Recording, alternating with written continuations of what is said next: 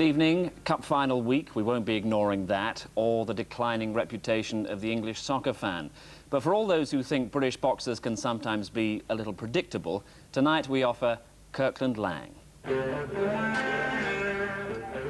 At 35 years old, Britain's oldest championship challenger tonight goes for the European welterweight title. Laing can be brilliant, but it seems he'll never be consistent. He had Colin Jones in real trouble in 2 fights and couldn't make it. Larson, he's got him with a right again. Oh, he finds him so easily to the head. And now Kelly's cut underneath the left eye as well. On his feet, but looking groggy. And Larry O'Connell is stopping the fight. That was a good punch, and he's got Laing. Oh, my word. A night for Laing to concentrate as he takes on the European champion Antoine Fernandez at the Wembley Grand Hall. Other minds are already comfortable element of tonight's programme. Kirkland Laing, even at 35 years old, with his sights still set on a world title chance, taking on the European champion Antoine Fernandez of France, possibly the toughest, most important fight of Laing's career. Ringside at Wembley's Grand Hall is Harry Carpenter. Well, if ever a man needed to win a fight, tonight Kirkland Laing certainly needs to win this one. Laing, the oldest of all our British champions, will be 36 next month. He's had an astonishing career. He first won the British title back in 1979. A man who's beaten Roberto Duran. It's his second attempt to win the European title. He's never had a crack at the world title, and yet one knows that he has the talent. But his career has been frustrating for him and for us. And if he doesn't win tonight, then he can say goodbye to forever to any sort of chance at the world title. The man he has to face, the former French champion and the current European champion, the crew-cut Antoine Fernandez, or Fernandez as we prefer to call him, a southpaw known as Le Tigre, the Tiger, in France, and he's 10 years younger than Laing.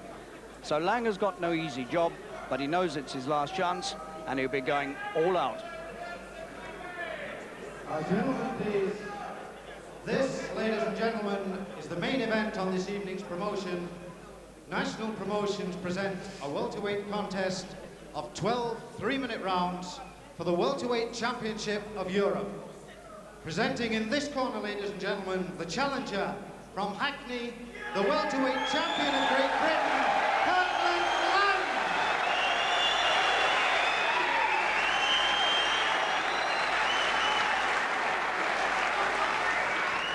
And from France, ladies and gentlemen, the welterweight champion of Europe, Antoine Fernandez.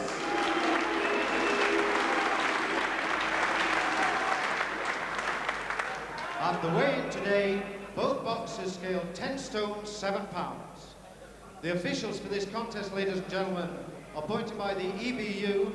Referee is Mr. Walter Schall of Austria. Judges, Jose Lazaro Carrasco of Spain, Werner Amrein of Switzerland, and the EBU supervisor is Dr. Gerard Schober of Austria. The timekeeper, ladies and gentlemen, Mr. Danny Peacock. Well, Laing has had those Rastafarian dreadlocks pulled back into a very neat ponytail. That's been done by his girlfriend, Paula. There was a complaint from the French camp when they first saw Kurt's hairstyle that it was dangerous and might get in their man's eyes. But all protests are over now. Laing looks as cheerful and as smart as he's ever looked. But he is the most temperamental of men, and you never quite know what he's going to do. He could be brilliant, he could be awful, we never know.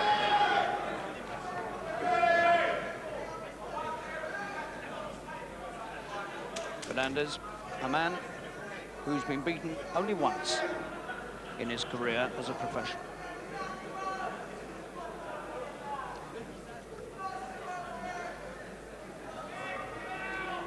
Referee from Austria, Walter Schall. 12 rounds, welterweight championship of Europe at stake.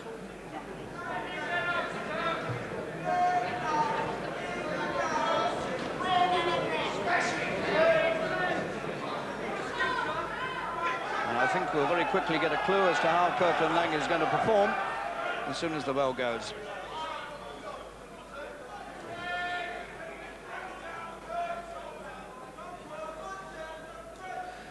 The gifted one, he calls himself.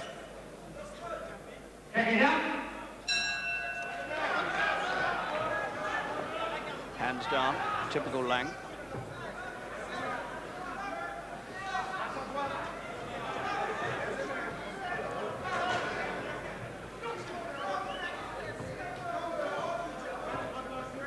The Frenchman is a southpaw.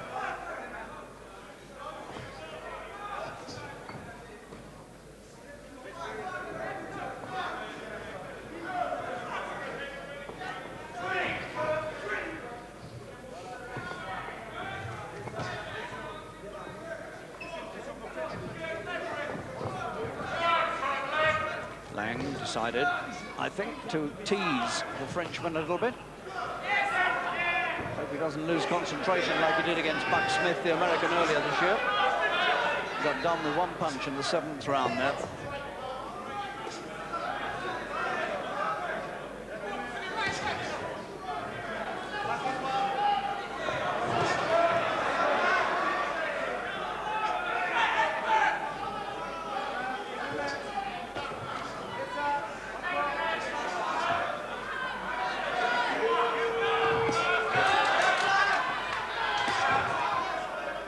Laing might well get cautioned in a minute for pushing.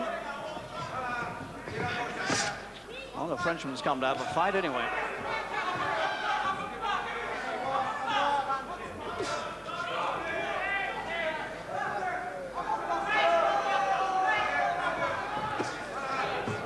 Fairly typical Kirkland Laing opening. Getting caught, that's not so typical.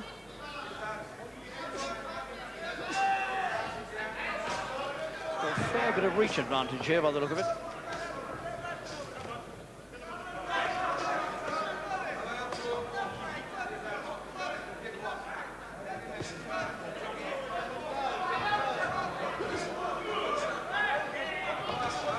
And that was a fair left hand from Fernandez, and it made Laing blink.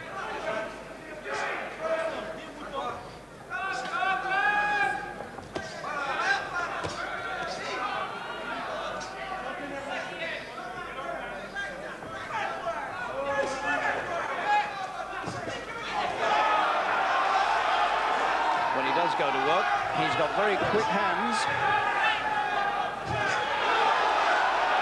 And the speed of those hands might just have surprised the Frenchman.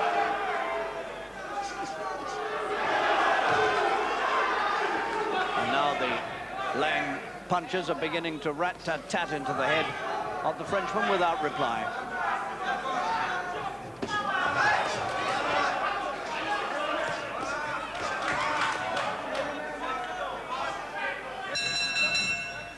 Quite a lively opening round there, once Laing decided to get going a bit. Frenchman came to attack, Laing came to tease, and then towards the end he showed what he can do with those quick rapping punches to the head of Fernandez. And it was noticeable that Fernandez had to take them, and he couldn't do anything about it. He couldn't bring in any sort of reply at all.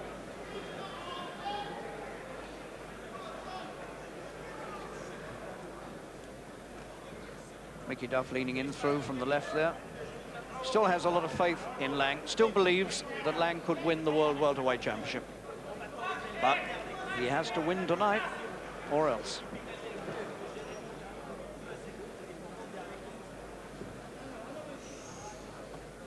This is Fernandez's second defense.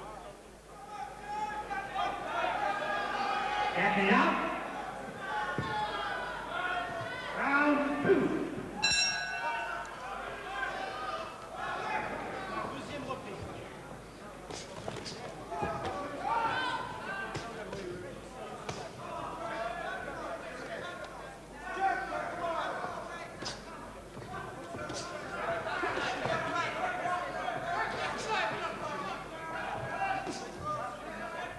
Fernandez won this title last December in Amiens from Nino La Rocca, the African-born Italian, who had won the title when it was a vacant championship and won it against Kirkland Laing on points.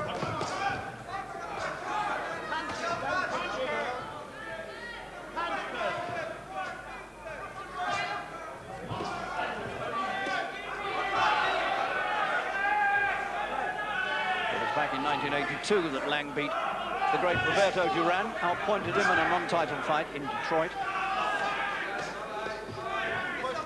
Didn't fight for a year after that, and then when he came back into the ring against an American again, he got badly beat.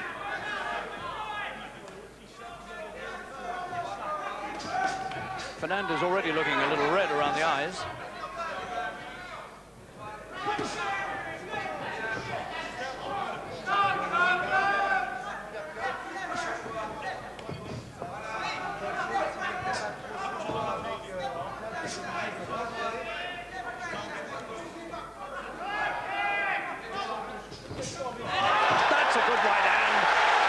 Champion is on the floor and his legs are all over the place. He can't stand up straight. He's on his feet, but the legs have gone. Will the referee let him continue? It's a very slow count by the look of things. And Laing now has his chance.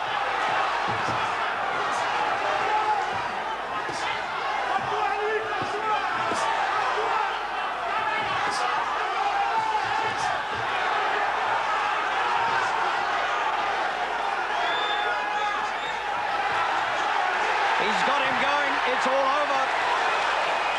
It's all over. The gum shield's out of the Frenchman's mouth. He's sprawled face down.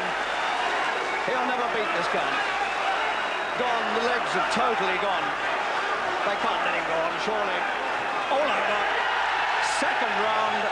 And Kirkland Laing, who is pushing 36 years, has won the European title at last and now knows that anything is possible. What a sensational win that is for Laing. He waited his time and then produced the punch that mattered. We can look at that again. He was standing off all the time, teasing the Frenchman, but he does have fast hands, and that was the rocking right-hand punch.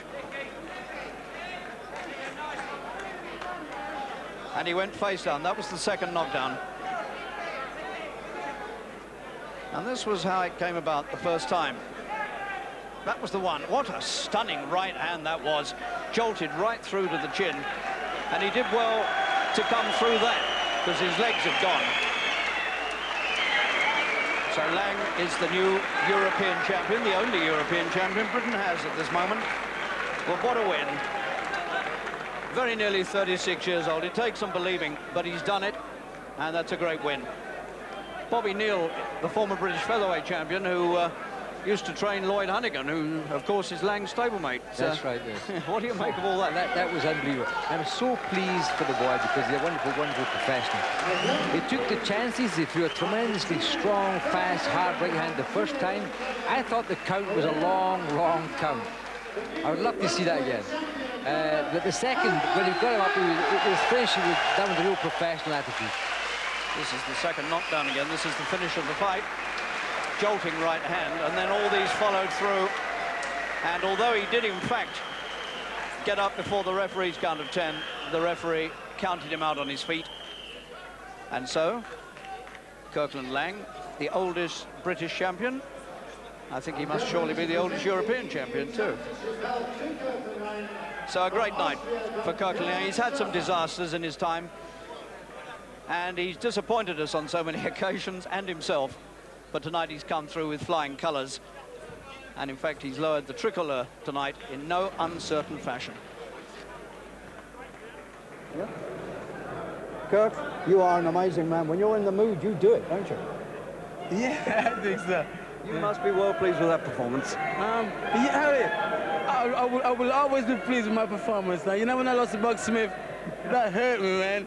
I've lost fights before, and you know, it never usually hurt me. But you see, Buck Smith hurt me, and I says never ever again. And I refuse to lose. I mean, I can lose, but not until I'm ready. Well, we've had some disappointing nights with you, but tonight was great. We're going to show you the two knockdowns again. Just tell me about it. This is the first one. Talk about the fight. Yeah, well, I usually size him up, right? Size him up, you know, and all it is a single shot that does it. Single shot, clean one. Right. Did you think you had him at that point? Yeah, totally. Yeah, He did man. well to survive that. This is the second knockdown. The referee was really lenient with him, man. Hey, look, I could have let off accumulation of punches there. 1, 2, 3, 4, but no, just another one. But I didn't realize I was punching so hard. You know, my trainer said I'm on the hardest punching welterweight going. I must realize and start believing it. Now, you've had some disappointments in your time. It's this success has come fairly late in life. Did you ever feel that it might not come, that you'd have to give up without winning anything important? I have never, ever thought that, and that's it truthfully. You know, I've never got no regrets. I've watched, I made up my mind, I think, 3 years ago to give it my all to it. Well, you know, 50% of my dedication. And then suddenly I was in the wrong place at the wrong time. There was like Honeygans and that, and it used to hurt me. I mean, Honeygan, I can stand him when he's at 7 day out of 7. He's my beating stick, and he knows it, right?